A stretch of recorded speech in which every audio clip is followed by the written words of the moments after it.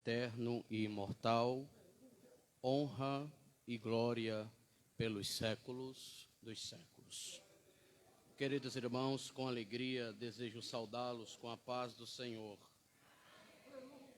Quero convidar você, por favor, por gentileza, a abrir o exemplar da sua Bíblia na primeira epístola do apóstolo São Paulo, escrevendo aos irmãos que estavam em Coríntios. Encontre, por favor, o capítulo de número 15 desta primeira carta. Iremos ler o verso de número 16 e seguintes. Enquanto você encontra, quero aqui deixar expressado as minhas palavras de gratidão a Deus pelo rico privilégio de estar aqui com vocês, congregando neste culto abençoado. Posso dizer que estou feliz, é sempre bom estar aqui com vocês. As atividades e os nossos afazeres muitas das vezes nos impedem de estarmos juntos, mas esteja registrado que nós somos filhos desta igreja e companheiros vossos na aflição e no reino. Quero agradecer também a Deus pela oportunidade, ao irmão evangelista Edgilson pela confiança na pessoa do nosso pastor local, também a todos os companheiros que estão na nossa retaguarda. Estou feliz de estar aqui com vocês. Quem encontrou o texto bíblico, concorde comigo dizendo amém. Está escrito desta forma: porque se os mortos não ressuscitam, ou ressuscitaram, também Cristo não ressuscitou. Porque se os mortos não ressuscitam, também Cristo não ressuscitou. E se Cristo não ressuscitou, é vã a vossa fé, e ainda permaneceis nos vossos pecados. E também os que dormiram em Cristo estão perdidos. Se esperamos em Cristo só nesta vida, somos os mais miseráveis de todos os homens. Se esperamos em Cristo só nesta vida, somos os mais miseráveis de todos os homens. Não sou eu quem digo, é a Bíblia Sagrada. Queridos irmãos, a ressurreição de Cristo é a base, é o fator primordial do cristianismo a qual nós professamos. É basicamente o fato de Jesus ter morrido e ressuscitado que distingue a nossa fé das demais religiões que existem no mundo. É interessante dizer a você que depois de 2000 anos deste grande evento que foi a morte e ressurreição de Jesus Cristo, se nós não atestássemos como verdadeira a sua ressurreição, a nossa vinda nesta noite a este templo seria totalmente vã.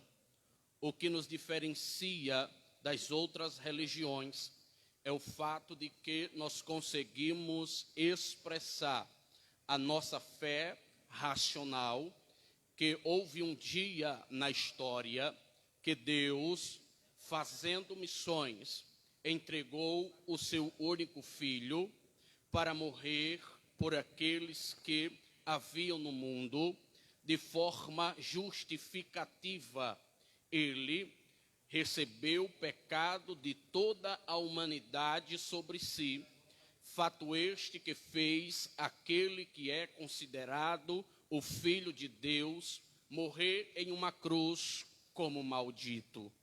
Todavia, a nossa esperança, ela é de uma forma tão excepcional, porque depois de 2000 anos, nós ainda acreditamos, professamos, cremos e também pregamos que o Cristo que nós anunciamos, de fato, ele morreu, mas ao terceiro dia ele ressuscitou.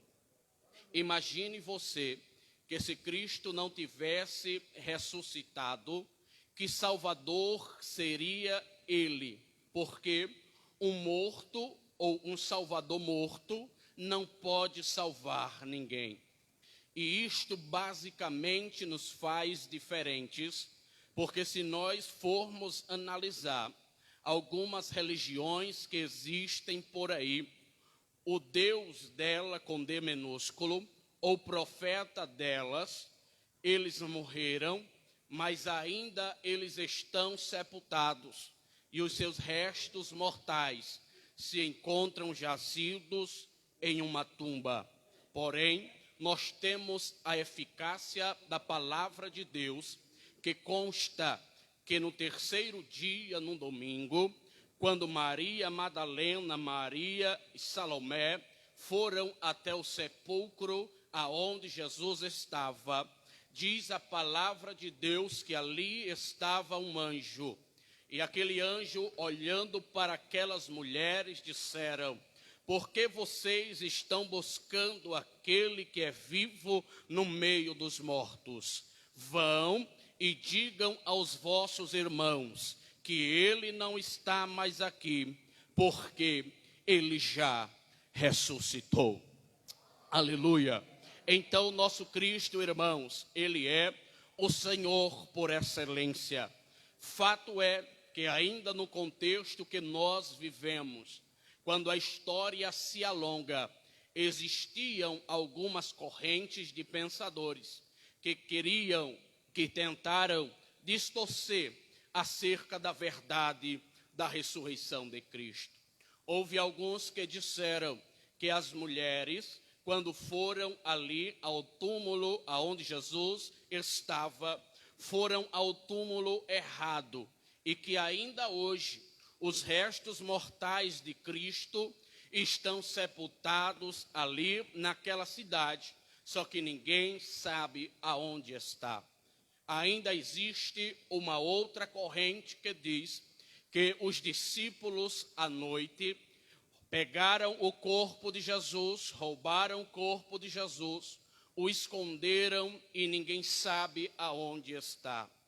Terceira corrente ainda vai mencionar que Jesus Cristo não havia morrido, e quando ele fora lançado dentro do túmulo, ele teve condições de ali remover a pedra, de fugir, e hoje, até hoje, melhor dizendo, ninguém sabe aonde este homem está. Mas uma coisa eu gostaria de trazer para vocês, que homens como Paulo, como Pedro, como João, como Tiago, que tiveram mortes horríveis, mortes sangrentas. Alguns foram crucificados de cabeça para baixo, porque não se julgaram dignos de ser crucificado como Cristo foi. Outros foram lançados nas covas dos leões.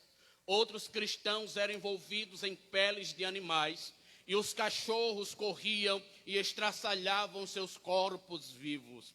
Me diga você, me responda se puder, acaso alguém testificaria uma mentira pelo poder da sua própria vida? Será que valeria a pena sustentar uma mentira por causa de um homem que passou 3 anos e meio realizando proezas, milagres e maravilhas no meio da humanidade? Nós precisamos entender e atestar que esse Cristo verdadeiramente morreu, mas ele ressuscitou.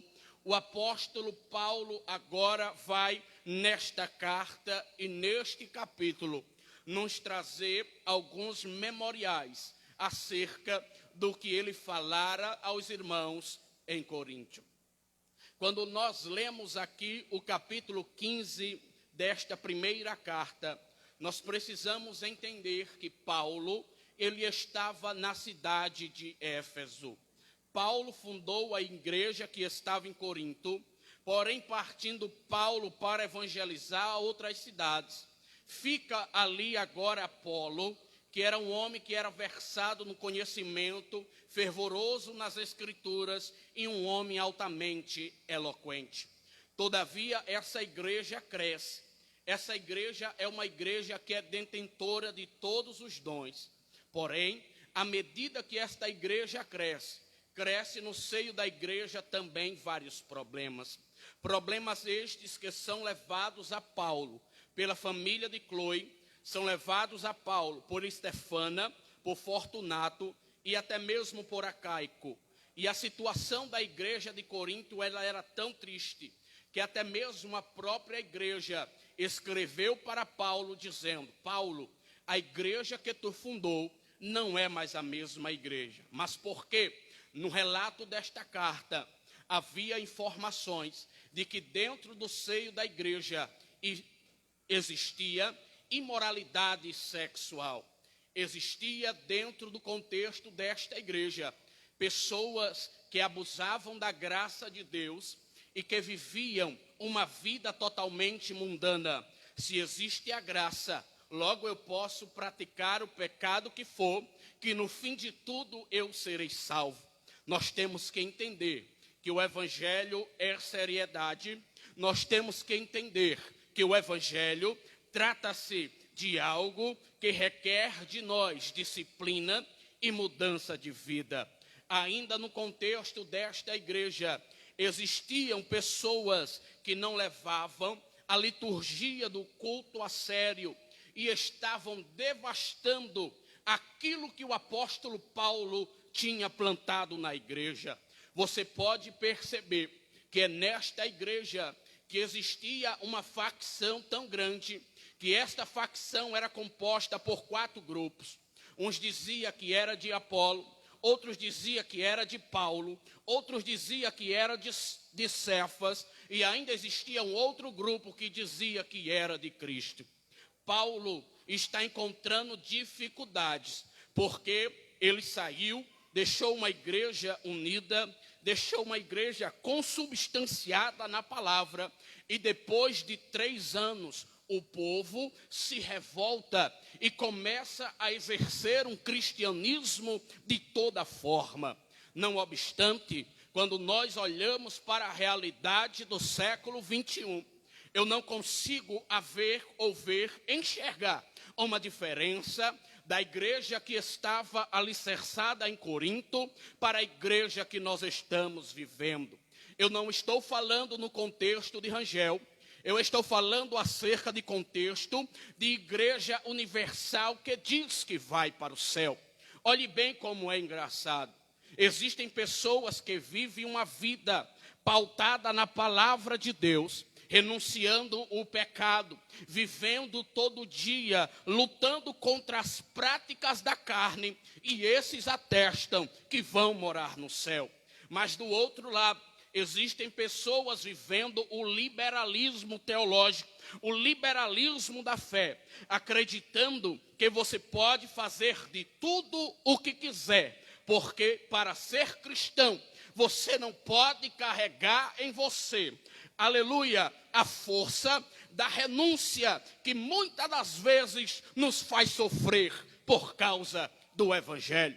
Há quem diga que ser crente é você ter liberdade para viver uma vida como você bem quiser, porque não pode existir um fardo quando eu digo que eu sou cristão na pessoa de Jesus. Então, se eu não posso viver com um fardo, logo eu posso pecar. Se eu não posso viver com um fardo, logo eu posso fazer o que eu quiser. Então, isto gera uma incógnita na cabeça dos crentes de hoje.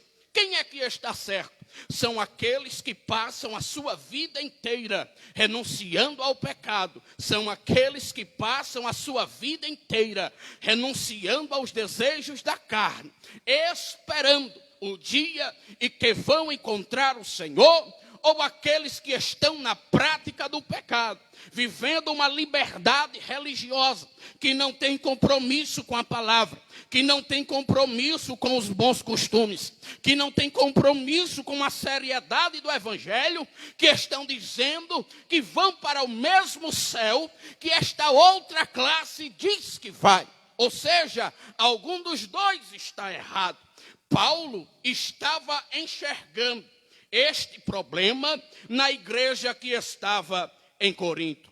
Então, quando Paulo, ele soube destas problemáticas, resolve Paulo escrever uma carta. E quando Paulo, ele escreve esta carta, Paulo vai tratar acerca dos assuntos relacionados ao casamento e ao divórcio. Paulo, ele vai tratar acerca das comidas que eram sacrificadas aos ídolos. Paulo também vai tratar acerca da manifestação dos dons espirituais. Paulo vai dizer: não adianta vocês, irmãos coríntios, ser detentores de todos os dons, se em vocês falta o principal de tudo, que é o amor. Sem amor não adianta pregar. Sem amor não adianta cantar. Sem amor a nossa religião é vã.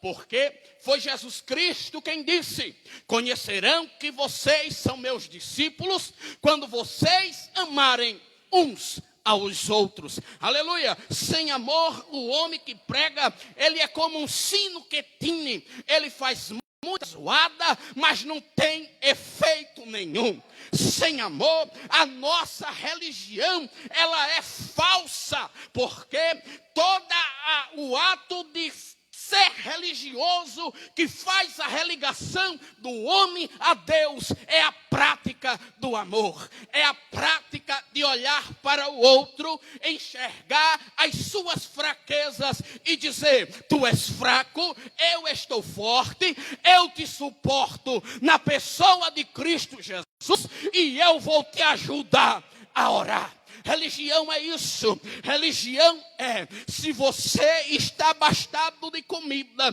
e sabe que o seu irmão está passando por necessidade, você não pode se alimentar sem sentir uma dor na consciência e alimentar o seu irmão. Se o seu irmão está precisando de pão e você apenas ora e despede-o em paz, eu sinto muito a lhe dizer: algo está errado em você, porque cristianismo é dar e não é receber. Sabe por quê? Porque Deus deu e deu o que ele tinha de melhor, o seu filho, e o filho deu o que tinha de mais importante, que foi a sua vida por amor.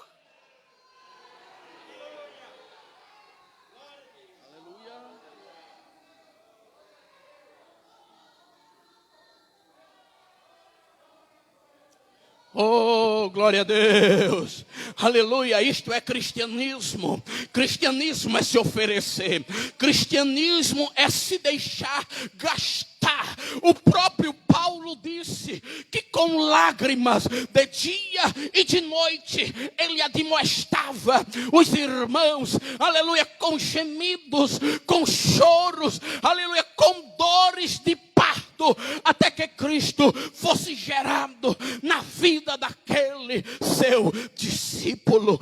Então agora Paulo está tratando os irmãos acerca da questão dos dons espirituais. Ainda assim, Paulo, ele vai tratar acerca da ressurreição dos mortos, porque a igreja que estava em Corinto era uma igreja greco-romana, porque Corinto ficava na Grécia e ali existia o berço de toda a filosofia, e os filósofos platonistas e os sofistas que eram eloquentes e eram versados na arte de convencer os outros, eles diziam: olha, não existe esta história de ressurreição, porque a vida é um peso e a morte é a liberdade daquele que passou pela vida. Então Paulo vai ter agora a responsabilidade de começar a ensinar a estes irmãos que se Cristo não morreu, a nossa pregação ela é vã. Se Cristo não ressuscitou, a nossa fé ela é uma fé vã. Se Cristo não ressuscitou, não adiantaria eu e você estarmos aqui. Se Cristo não ressuscitou, eu e você estamos aqui perdendo apenas tempo. Todavia, aleluia, entretanto, Paulo vai dizer: mas se Cristo ressuscitou, vocês são bem-aventurados. Se Cristo ressuscitou, a fé de vocês é uma fé viva. Se Cristo ressuscitou, aleluia, aleluia. Eu não sei se eu estou pregando aqui para pessoas que acreditam que Cristo ainda está morto e que Cristo não ressuscitou, ou se eu estou pregando para pessoas que batem no peito e diz: o meu Cristo morreu, é verdade, mas passou a sexta, passou o sábado, mas ao domingo ele ressuscitou. Oranda calamaca xarabacandarai. Aleluia. Quantos podem adorar a este Cristo ressurreto? Quantos podem adorar o nome dele? Aleluia. Aleluia. Paulo encontra esta dificuldade. E é sobre esta temática que eu quero falar, sobre a ressurreição. Paulo vai dizer: irmãos, tudo que eu recebi do Senhor foi o que eu preguei para vocês, que Cristo morreu, mas que ao terceiro dia ressuscitou.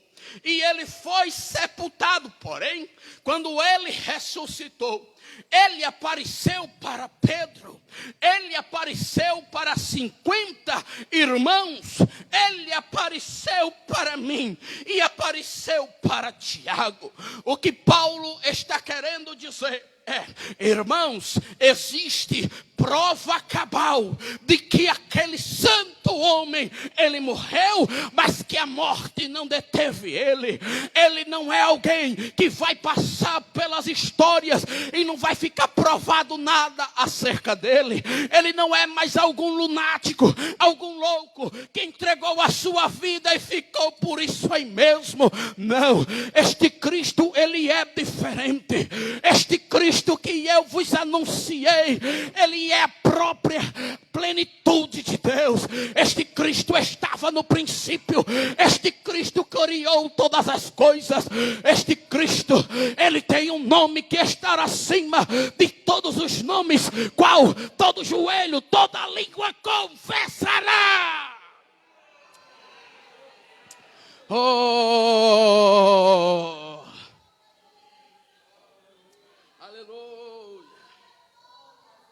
Aleluia. Paulo está dizendo a vocês: este Cristo não é qualquer um que aparece no meio e fica fazendo uma revolta. Este Cristo tem história. Este Cristo tem história. Este Cristo tem currículo. Este Cristo, se você for olhar, aleluia, eu imagino ele dizendo: este Cristo ressuscitou a Lázaro. Este Cristo ressuscitou a filha de Jairo. Este Cristo andou por cima das águas. Este Cristo mandou tempestade se acalmar. Este Cristo foi visto por Paulo. Este Cristo foi visto por Pedro. Este Cristo esteve no alto monte e aleluia, quando ele estava sendo assunto aos céus, aleluia, numa nuvem, ali 2 homens olharam para a terra e disseram: varões, irmãos, porque vocês estão olhando para o alto, este Cristo que vocês estão vendo ser assunto ao céu, da mesma forma ele voltará. Aleluia. Aleluia. Aleluia. A nossa fé não consiste em um Cristo fracassado. Você não dobra os joelhos de madrugada para clamar a um Cristo que não responde. O nosso Cristo está vivo. Ele se revelou no Apocalipse, dizendo que estava no meio dos 7 castiçais de ouro, andando. Não era um Cristo crucificado, mas era um Cristo resso.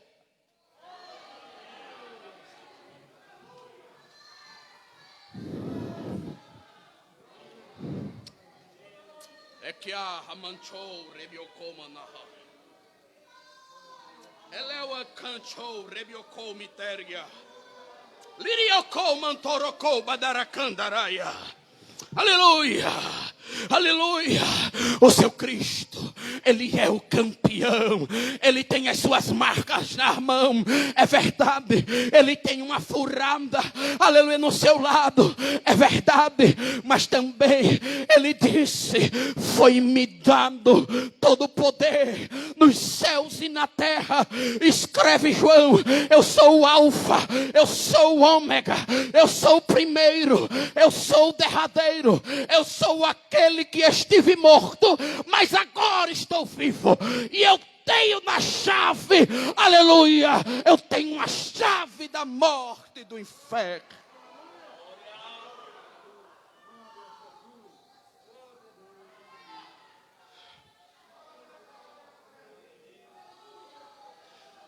Paulo está dizendo: se Cristo não ressuscitou, é vã a nossa pregação. Se Cristo não ressuscitou, é vã a nossa fé. Se Cristo não ressuscitou, nós somos falsas testemunhas daquele mentiroso.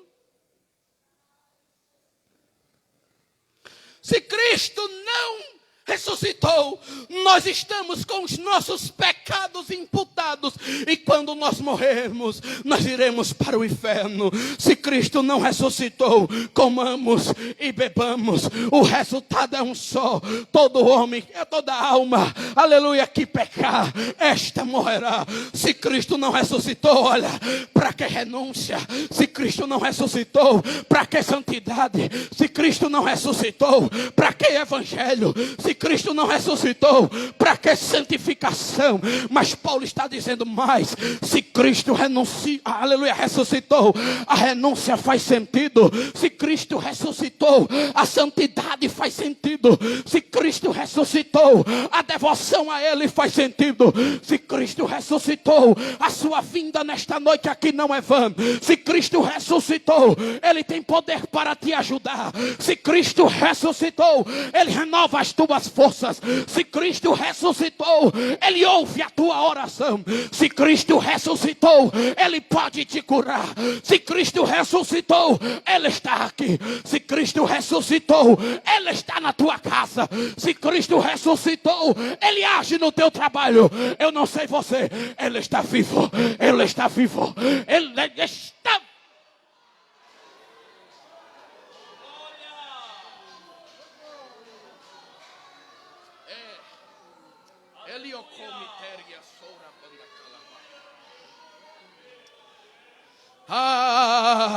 Se Cristo ressuscitou, vale a pena sofrer. Ele está dizendo: eu ressuscitei, vale a pena sofrer, irmã Célia. Ele está dizendo: vale a pena sofrer calúnias por causa do meu nome, porque bem-aventurados sois vós quando vos injuriardes e calúnia professarem, aleluia, vós por causa do meu nome. Não te preocupas, eu ressuscitei, eu ressuscitei, eu ressuscitei, eu ressuscitei. E como foi lido aqui, se eu ressuscitei, eu fui para o meu Pai preparar moradas, e há muitas moradas. E tem uma coisa: um dia eu voltarei para levar vocês para mim mesmo, para que aonde eu estiver, estejais vós.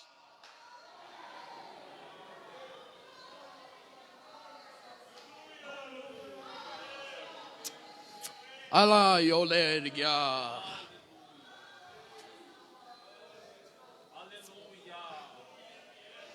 Caiocou. Rebiocou minéria sobria. Ledergea Hamaya Souria. Edekimikon de Condelaia. Ribiacai Odergia Sobria Raia. Rababacai Oterca Mincho Sobria Naiose. Aleluia. Aleluia. Pelo poder desta palavra e pela autoridade que ela nos dá, eu tenho uma certeza que o meu Cristo, Ele ressuscitou e Ele está à destra do Pai, e nesta noite Ele está olhando para nós, e eu tenho certeza que Ele está feliz, porque Ele está dizendo: em plena crise, em plena pandemia, a minha noiva está na minha casa, está me adorando.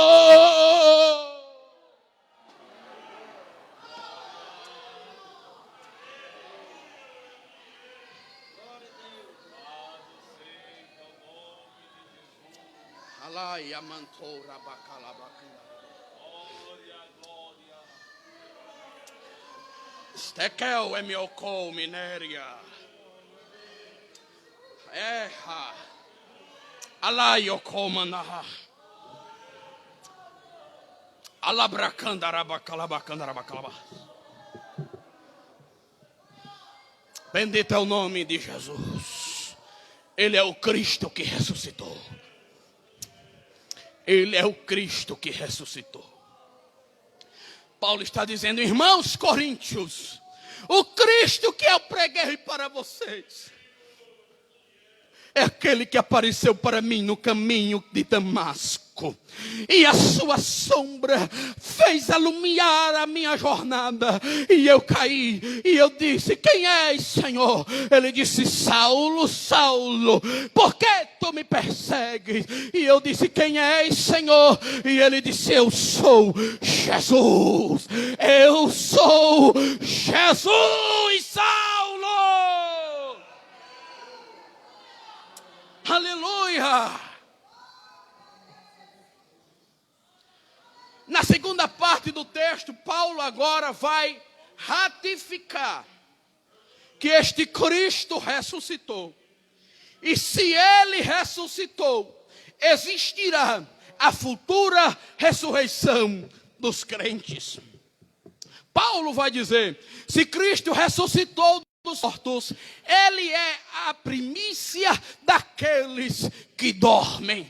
Como a morte entrou por causa de um homem, a ressurreição também se dará por causa de um único homem. O pecado entrou por causa de Adão, também a remissão entrará por causa de Jesus Cristo. E Paulo está dizendo: se não existisse ressurreição, porque nós correríamos perigo.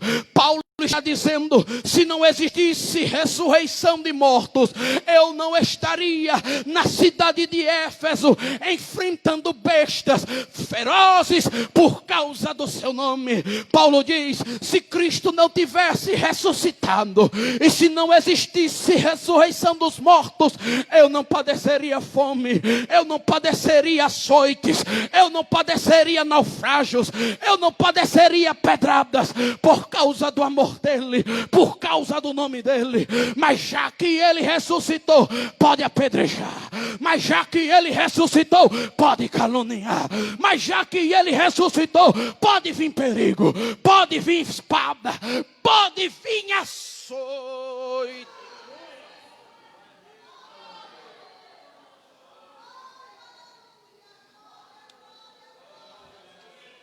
Eu estou bem certo que nem a morte, nem o porvir, nem a espada, nem as potestades vão nos separar do amor de Deus que está em Cristo Jesus, o nosso Senhor. É o mundo se curvando e a igreja de pé. É É as pessoas morrendo e a igreja de pé. É a calúnia aí e a igreja de pé. É as difamações na igreja e você de pé. Você vai permanecer de pé. Em nome de Jesus, renova a tua força, levanta a tua cabeça, porque se Cristo ressuscitou, você é mais que vencedor.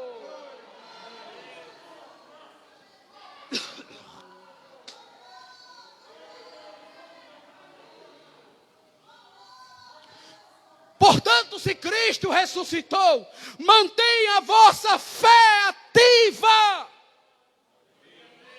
Porque Paulo vai dizer, as más conversações corrompem os bons costumes. É Paulo que vai dizer. Não vos enganeis. As más conversações corrompem os bons costumes. Eu já vi muito crente fervoroso. Já vi muito crente que pregava, que cantava, que era uma bênção na casa do Senhor. Mas deu ouvido às más conversações. E hoje você olha o estado dele, perdeu a salvação. Perdeu a fé, perdeu o brilho, perdeu a graça, perdeu a esperança de viver. Você olha e diz, não é a mesma pessoa que eu conheci. Mas é, irmãos, sabe por quê? Deu ouvido às más conversações. Crente é para andar com crente. Crente tem que conversar com crente, conversas que edificam, porque as más conversações corrompem os bons costumes.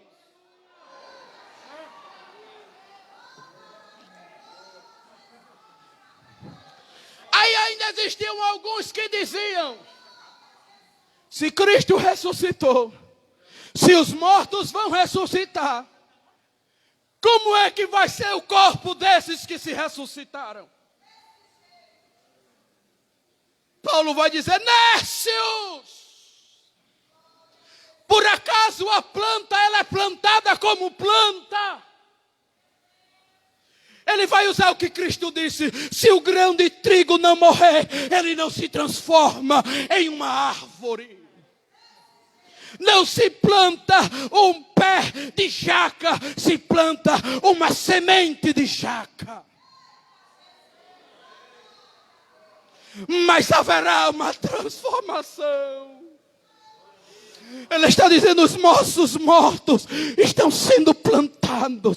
Aqueles que não negarão a Cristo e estão morrendo, estão sendo plantados e eles serão transformados. Serão transformados, porque o corpo de corrupção, de desonra e de fraqueza dará agora lugar a um corpo de glória e de poder.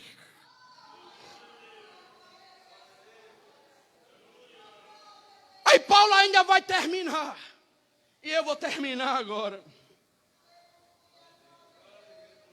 Cristo morreu, Cristo ressuscitou.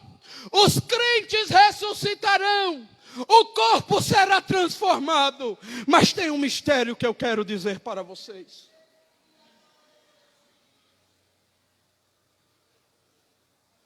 Carne e sangue não hão de herdar o reino eterno. Carne e sangue não herdarão as mansões celestes. E eu imagino agora os irmãos dizendo, como não?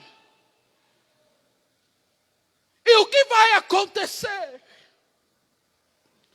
Aí Paulo vai dizer, nem todos nós passaremos pela morte. Nem todos nós dormiremos. Mas haverá uma transformação. Quando nós ouvirmos o soar da última trombeta. E mais rápido do que um piscar de olhos, ou um abrir e fechar de olhos, aqueles que estão em Cristo vivos, eles terão o seu corpo transformado. Aí Paulo começa a dizer, porque aquilo que é corruptível e aquilo que é mortal precisará se transformar para entrar no reino celestial. Paulo está dizendo, quando a trombeta soar, os santos vão ouvir. E este corpo vai ficar, e as roupas também. Mas haverá uma transformação.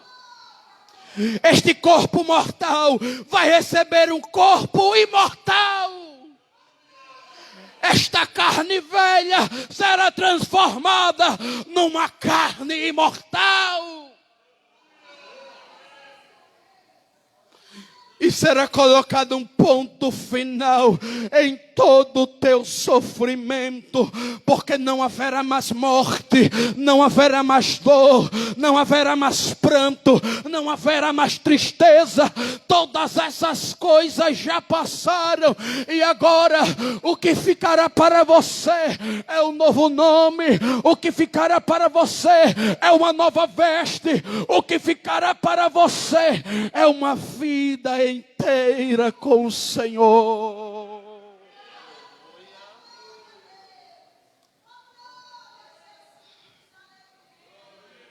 Aleluia. Nem todos nós dormiremos. Alguns de nós seremos arrebatados. Alguns de nós não provaremos a morte física. Ah, quem dera fosse hoje o nosso Cristo raiasse nas nuvens do céu, como está escrito nos evangelhos, quando ele encerrar as bodas do Cordeiro lá em cima e vir para esta terra com a sua noiva transformada, e este céu se abrir e ele vir para pelejar por Israel com os seus santos anjos.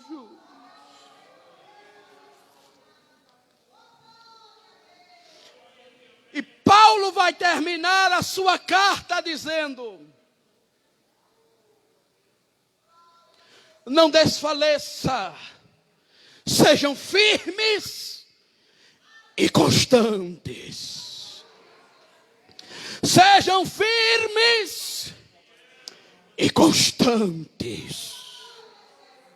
Sejam abundantes na obra do Senhor, porque o seu trabalho não é em vão no Senhor.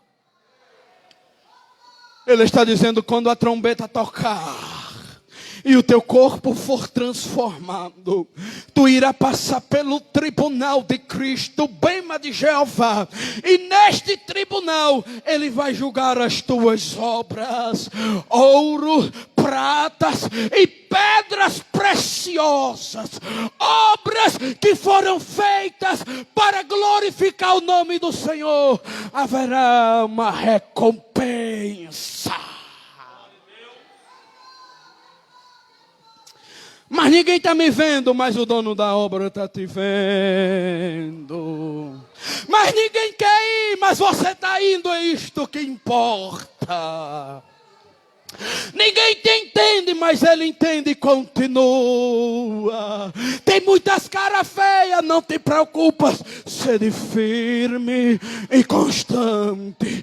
Sede firme e constante. Sabe o que ele está dizendo? Siga para o alvo. Siga para o alvo. Ah, mas está vindo a tempestade. Siga para o alvo.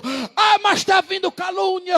Siga para o alvo. Ah, mas estão zombando de mim. Siga para o alvo.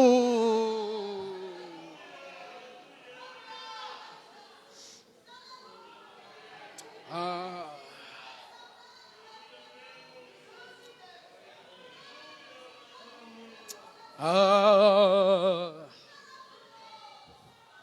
Espírito que queima como fogo, de comonte a serguer. Aleluia. Seja firme e constante. Deus não te chamou para ser covarde. Deus não te chamou para ser Maria, vai com as outras.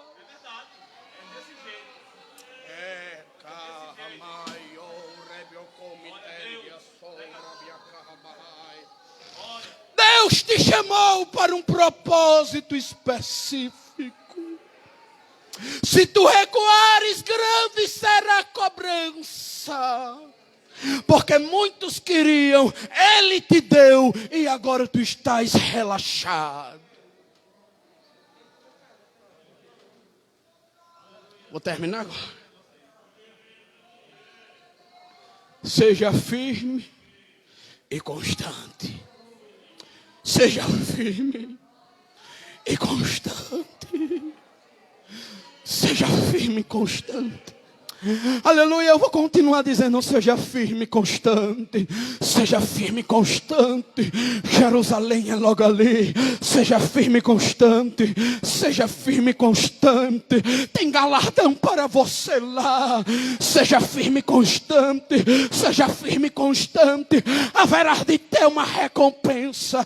Seja firme e constante. Seja firme e constante. Foi Ele quem te chamou para esta obra.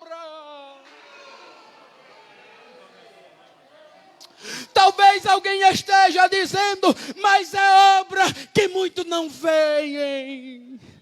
Mas quem chamou foi Ele, e Ele é o dono da obra. Aleluia.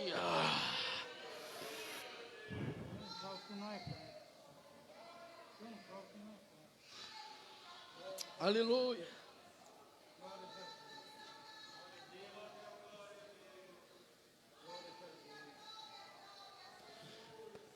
Tem um jovem no nosso meio que ainda não é evangélico. Um jovem no nosso meio que ainda não é evangélico. Do lado esquerdo, né? Eu não sei, meu filho, se com uma mensagem dessa o senhor teria vontade de ser crente. Ser crente é a melhor coisa do mundo.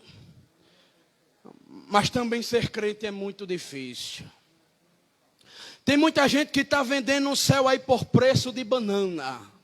O céu que eu vou não pode ser trocado por banana. O evangelho é seriedade. Eu me lembro de um dia que eu estava ainda em Marcos Moura,